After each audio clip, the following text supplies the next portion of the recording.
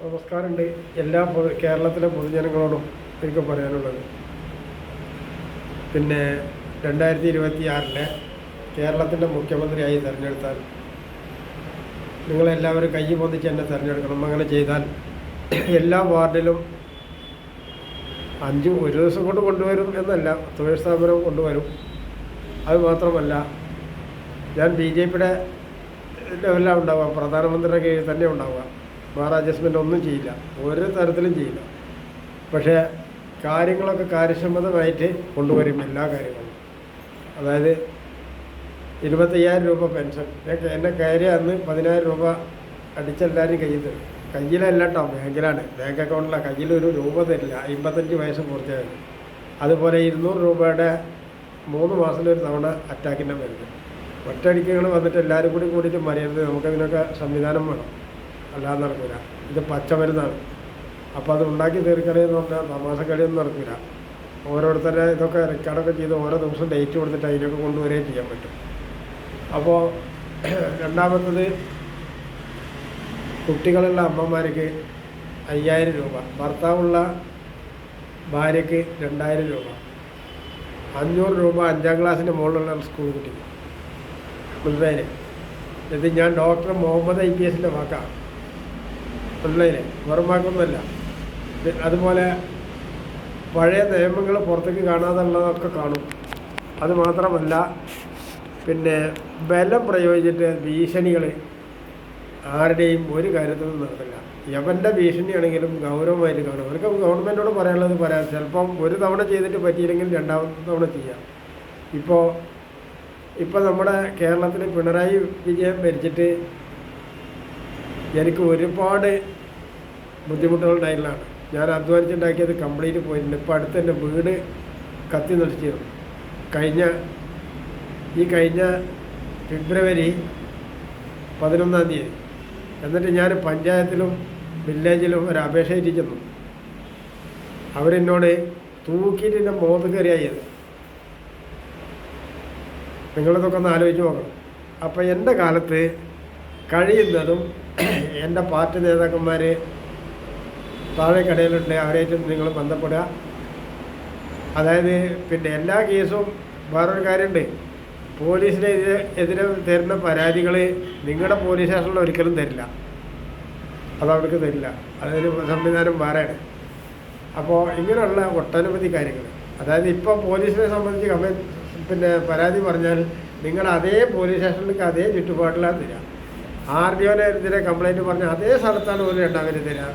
ഈ കളവിൻ്റെ ജോലി ഏൽപ്പിക്കുന്ന പണി ഉണ്ടാവില്ല.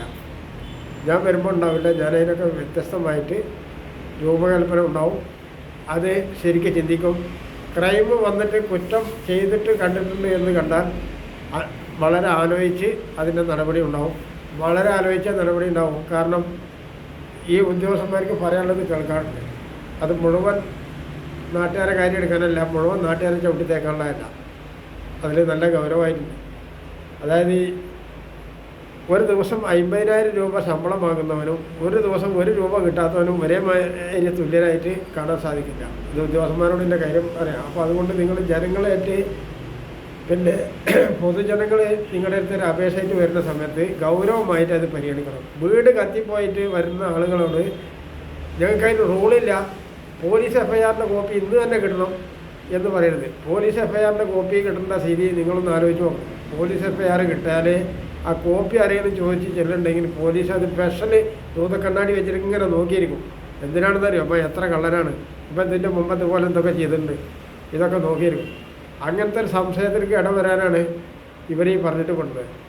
അപ്പോൾ എന്താ വെച്ചാൽ 1 രൂപ പിണറായി വിജയൻ സർക്കാരിൻ്റെ കാലത്ത് അപകടം പറ്റിയ ആൾക്ക് തരില്ല എന്നാണ്. 1 രൂപ തരില്ല എന്നാണ്. 1 രൂപ നിങ്ങൾക്ക് കിട്ടില്ല. ഈ സ്ഥിതിഗതികൾ മാറും. എനിക്കൊരു പാർട്ടി നേതാക്കന്മാരുണ്ട്. നിങ്ങൾക്ക് ഏത് വിഷയം നിങ്ങളുടെ തൊട്ടടുത്തുള്ള ആളോട് പറയാം, ഏത് വിഷയമാണെങ്കിലും പറയാം. അത് പരസ്യമാക്കാനുള്ളതൊന്നുമല്ല. ഞാൻ ഇടപെടും.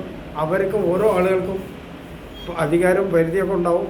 അവരത് ചെയ്യും. അവർക്ക് ചെയ്യാത്തത് അവർ നേരിട്ട് വന്ന് ചെയ്യിക്കുമ്പോൾ എനിക്കത് നിന്ന് കൊടുക്കും ഞാൻ. കാരണം അതിൻ്റെ സംവിധാനം അങ്ങനെയാണ്. അതേ സ്ഥാനത്ത് നിഷ്കൂരത എന്നൊരു സാധനം ശരിയാവില്ല. അതിനെല്ലാം നമ്മൾ ഈ പരിപാടിയൊന്നും ചെയ്യുന്നത്. ഇതുവരത്തെ ഗവൺമെൻറ്റുകൾ ചെയ്യാത്ത പണികളിൽ കൂടെയാണ് നമ്മൾ പോയിക്കൊണ്ടിരിക്കുന്നത്. അതുകൊണ്ട് ഇതിൻ്റെ മുന്നേ ഒരുപാട് കേസുകൾ വെളിച്ചം കാണാത്ത കേസുകളുണ്ട്. അതിൽ പല ദുരിതം കുടുങ്ങിയവരുണ്ട്. നിരപരാധികൾ എന്തിനധികം പറഞ്ഞ് അടിയന്തരാവസ്ഥ കാലത്ത് പിന്നെ തിരുവനന്തപുരം ജയിലിൽ ഇതിൻ്റെ അന്നത്തെ കണക്ക് വെച്ചിട്ട് ഒരുപാട് ആൾ ജയിലിൽ കിടക്കുന്നുണ്ട്. അവരെ അന്ന് 6 മാസം കഴിഞ്ഞാൽ വിടേണ്ടതാണ്. ഇന്ന് വരെയും അവരെ വിട്ടിട്ടില്ല എന്നാണ് എനിക്ക് കിട്ടിയ അറിവ്. അതുപോലെ നിരവധി പിന്നെ കോഴിക്കോട് മാറാട് കടപ്പുറം, വടക്കേ കടപ്പുറം, തലശ്ശേരിയിലെ വെടിവെപ്പ്, ഇതിലൊക്കെ കുറേ നിരപരാധികൾ കുടുങ്ങി കിടക്കുന്നുണ്ട്. നിരപരാധിയായിട്ടുള്ള കുറേ പോലീസുകാരുണ്ട്.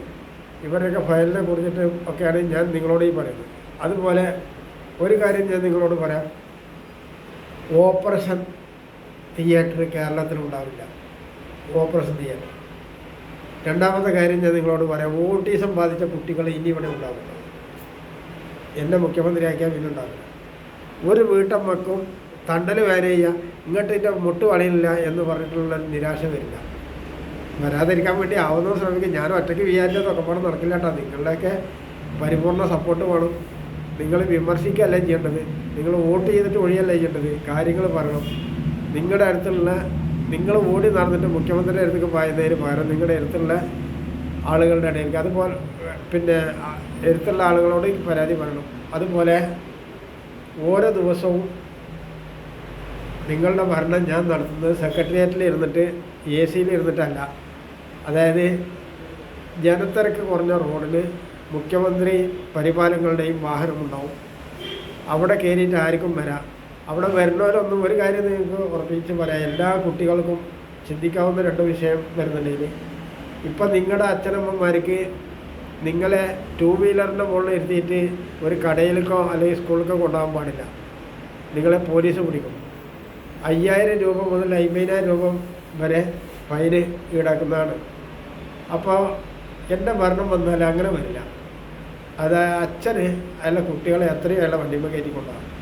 അപകടം പറ്റിയിട്ട് ഇത് വരുമ്പോൾ മാത്രം പോലീസ് ലൈസൻസ് ചോദിക്കും. അപ്പോൾ അതിൻ്റെ വണ്ടിയുടെ കടലാസ് ഉണ്ടെങ്കിൽ അതനുസരിച്ചിട്ട് ആ നടപടി അങ്ങോട്ട് വരും. അല്ലാണ്ട് അത് ഇതിൽ വരില്ല. എന്ന് വെച്ചാൽ നിങ്ങൾക്ക് ഇപ്പോൾ റോഡിൽ നിന്ന് ഒരാൾ ഒരു പാകമില്ലാത്തവന് 2 വീലറിൻ്റെ മുകളിൽ കൈ കാണിച്ചാൽ നിർത്തിയിട്ട് കയറ്റാൻ പറ്റില്ല. കാരണം ഇവൻ ചിലപ്പോൾ 1500 കൊടുക്കണം, അല്ലെങ്കിൽ വെറും 500 കൊടുക്കണം.